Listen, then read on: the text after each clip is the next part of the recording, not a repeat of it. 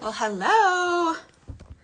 Getting ready to do our second live Mill Wife Advice. I'm very excited because Amy Harris is coming on as my guest today. Sure hope somebody will join us for this.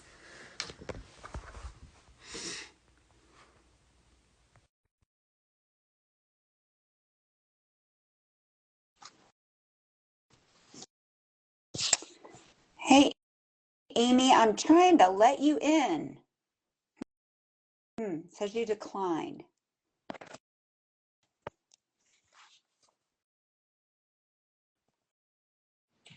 Hey, where are you? Hey, I'm here. Great. It's so good to see you. Yes, you too. I'm okay, that'll be good. Yeah, I'm so glad we made this work. That's awesome. And I just got your email about other matters. I don't need to book that with you, do I? no. Okay. Hey, I see Heidi. Hi, Heidi. Heidi, if you have any questions, you can drop them in the chat. I think if you click on the question mark that's in the bubble. If you had a good day today, Amy? Yeah, yes. We've been homesick with Corey, so that's a bummer. That's a bummer, man. You're just in that stage. Yes, very much so. Hey, Heidi, we can see your comment. That's pretty cool.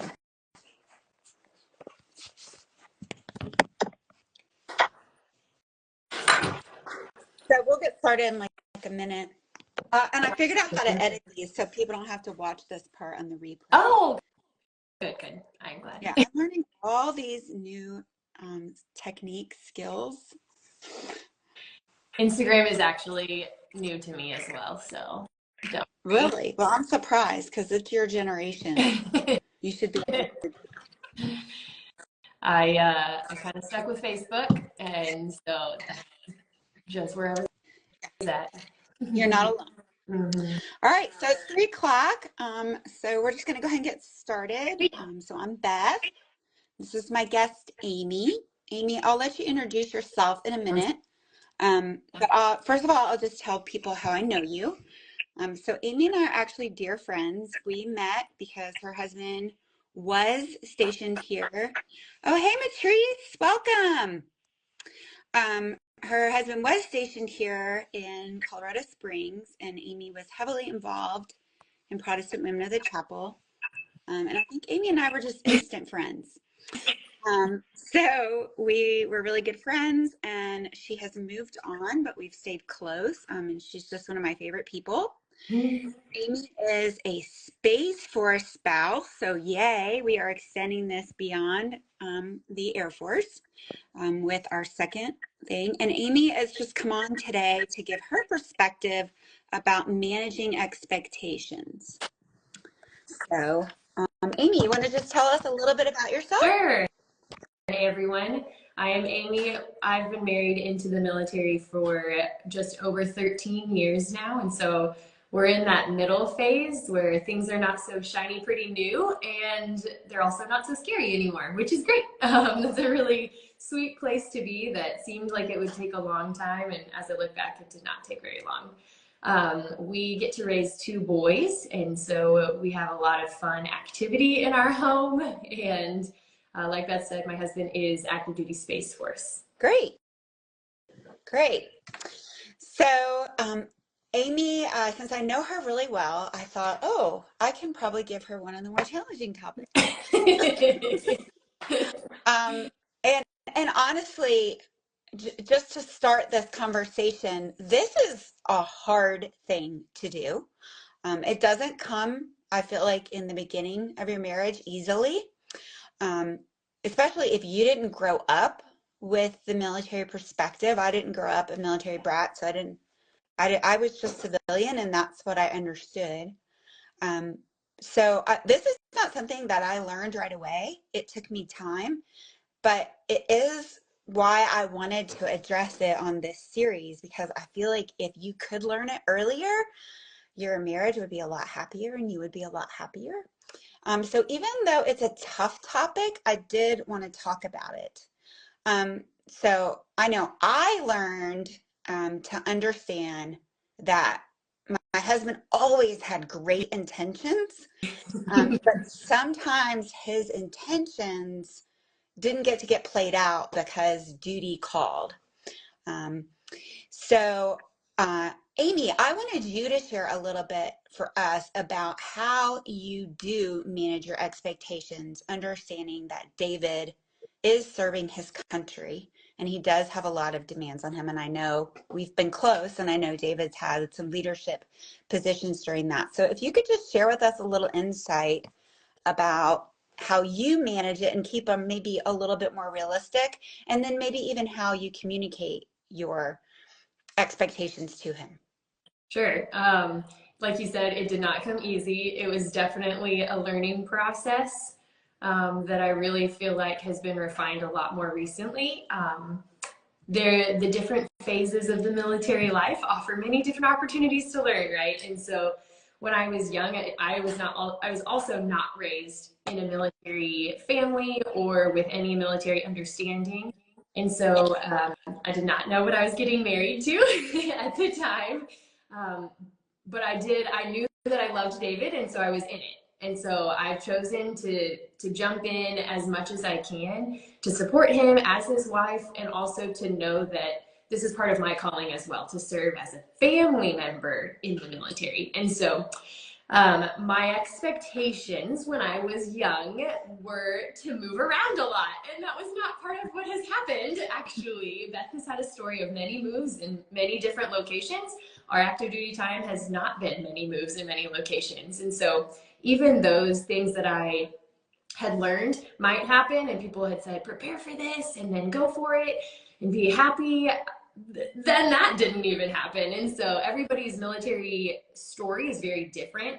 When it comes to communicating with David, he told me, and I have come to understand much more over time, that the truth changes when it comes to military life. He always says that I can tell you something that I know and anticipate is true at one moment, and it could literally be changing somewhere else in that very moment. And so he trained me over time to believe that he is giving me his best and he is for my good, but he does not have nearly as much control as I wish he did. And so we do try our best. I try to communicate, this is my understanding of what you're saying, or this is my anticipation of what will happen in this situation. And he tries to give that type of feedback to me as well. But I think the key word that I've grown into is grace. Like, I have to be very, sometimes extremely forgiving of just things not going as planned. Even when it feels like it's within our own home, it's things changing all the time. And I have to know that it's not the same as what my friends who are civilians would expect in a marriage, because it is different to have a marriage that is duty bound in a way that a civilian life just is not. Right. And oftentimes their superior comes and tells them they need something. And, Right. there might not be time to check in with us and let us know. I just tried to keep to at the forefront that my husband wanted to be with me, but he couldn't always. Mhm. And I also realized that he was more of an idealist than I was. And so he might tell me, oh, yeah, I'm going to be home for dinner every night this week. But I learned that's because that's what he wants to do, Yeah. but that's probably not realistic. And then I think one of the things that we can do is get mad at our husband because duty calls when they're not happy about it either. Mhm. And we end up being each other's enemies when we really should be working together and try to make the most, right? But I mean, I would get mad at Brian because duties would call, and that's not fair because he's not happy about it either. But it's a give and take, and it's a process. But and I probably some military spouse may out there who's brand new to this may be thinking and saying, "Wow, that doesn't really sound fair." Or And maybe and that my, doesn't seem so hard, and yeah, you're like, Yeah. I mean, first of all, it's not fair. It's not Hmm. normal. Um, but whether you chose it or not, you did marry into the military. When we got married, my husband would not wear his uniform during our wedding ceremony because he said that I was not marrying the military. And now I laugh and I'm like, he lied. Good effort. Um, Yeah. but yeah, I mean, it's just a unique relationship. And I'm at the other side of this journey now where I can say, right, it was for a season. Mhm. Um, and our life looks incredibly different now. And in fact, my husband is supporting the things that I want to do now. Um, but it doesn't seem like that when you're in it. And I think you just have to try to spend time when you can together, Mhm. and rejoice on those times that they do come in when you didn't expect them. But I had to learn that I couldn't give him the silent treatment when he didn't come home when he had said he was going to, because that was going to ruin the time that we did have together. And just recognize that he wasn't the enemy. And Yes, you're on the same team, even when it feels like the teams are very unequally weighted sometimes. yeah, and that's what we're forgetting. We're forgetting that we're on the same team. Yes, it's very easy. Yeah. And our husbands don't want to be at work as much as often required. Mhm. And there's seasons in that too. There I know the few times my husband went to school, that was a great season. We saw a yeah, lot more of season him. healing is what I say. Yeah. Refreshing to be able to go into the next one that feels like a battle for both of you, even if you're not deployed or you're not often TDY and on temporary duty or anything like that. Yes. Great. Okay, Amy, so one of my other questions, again, these are hard questions. How did you manage your expectations with just all of the change that's a part of being part of a military family?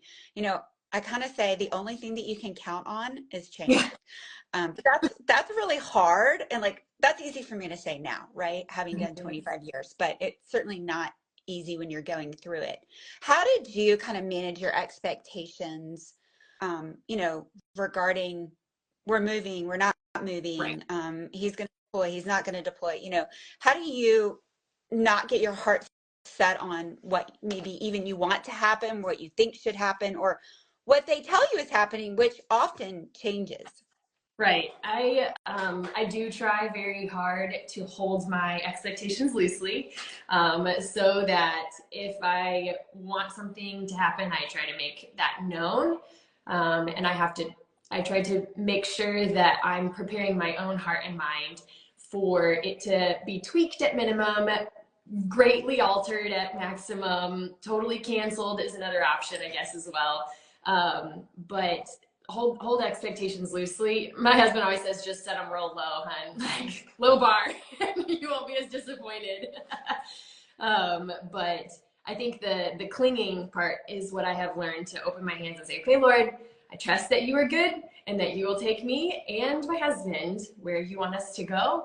The timelines are where you have to keep reminding yourself, I am not the one ultimately in charge here. I do not get to make these decisions. And right now I'm in a season of waiting for the next orders as well. And so I keep saying, God is my provider. God is my provider. In homes, in schools, in friends to come. I do very much rely on my other military wife sisters sounds weird. Wife friends who are doing the same thing. And I use them as a vent space. And I really try to help them also cling to what is true and remind yourself whenever those moments of really needing to manage expectations effectively seem really difficult and extra big. I try to come to somebody like Beth who is in a new season or a new phase of life, and she can say, it's just a time, it's okay, you'll make it, and find encouragement through other people who have been there before, because that's very helpful. Well, I'm glad to help you. And I remember you were waiting for orders not too long ago. Nope. They did not come. you know, as they were supposed to. I feel like waiting is a huge part of the military life. Yeah. You know, just waiting on orders, waiting on a house, waiting on them to return from deployment, waiting for them to go from a deployment. You know, just a lot of waiting. Yeah, and I feel like in the beginning, if when you're a new military spouse and if you didn't grow up a military brat, right? You're used to like a normal Mhm. life where people can plan for things and you can have expectations. But you have to learn, you know, just you have to learn that you can loosely plan for something, Mhm. but be okay if it changes. Yes, dream big and still be content. That's what I try to balance between those two of dreams are good and they're very important to have, but be content with what happens in the moment, and that's how you can survive. Ideally you thrive in that, but survival is a minimum. Yeah.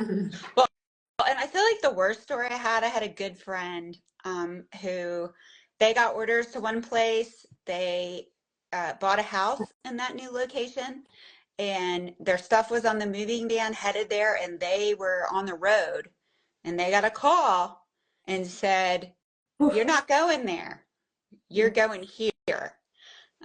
And she was a seasoned spouse by this time, and I think she dealt with it just fine. Mm-hmm. Um, and I know she was a person of faith.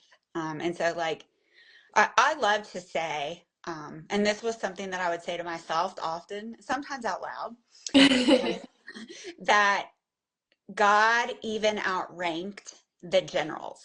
And for our Navy ladies, the admirals, right? Because I like to think that it was, well, I would be troubled to think that it was all in their control. Because I learned pretty quick early on, it was not in my control. Mm-hmm. But when I came to believe in Christ and accept God's sovereignty, I took great comfort in knowing, Yeah. okay, he is orchestrating this plan. It just looks like the generals and the powers that be are. Right. Yes. Yes, and it is practice for a lot of growth in your faith if you are a person of faith. But then, at minimum, if you don't ascribe to a faith, it's a lot of adventure. Yes. Adventure. Well, and I think it's a lot of adventure for any of us. I think Yeah. that was huge for me when I began to embrace it Mhm. instead of fight it. Yeah. Yes. So, okay, well, we are at our 15-minute mark, which is what I promised you. But I would say if you guys have further questions that you want to ask Amy, feel free to send them to me and I'll get them to her and we'll answer them. Right. And Amy, thanks so much for your time. I know this is a big commitment for you to give me your time, especially with a sick boy. So I just appreciate you. I miss you, Yes. and I just I miss appreciate you. your insights. Yes. Thank you. Thank you. Thanks for letting me join you. It's been fun. Okay, y'all have a blessed day, and we've got a little bit more coming on managing expectations the rest of this week. Thank y'all so much. Thanks for those who listened in. Bye. Bye.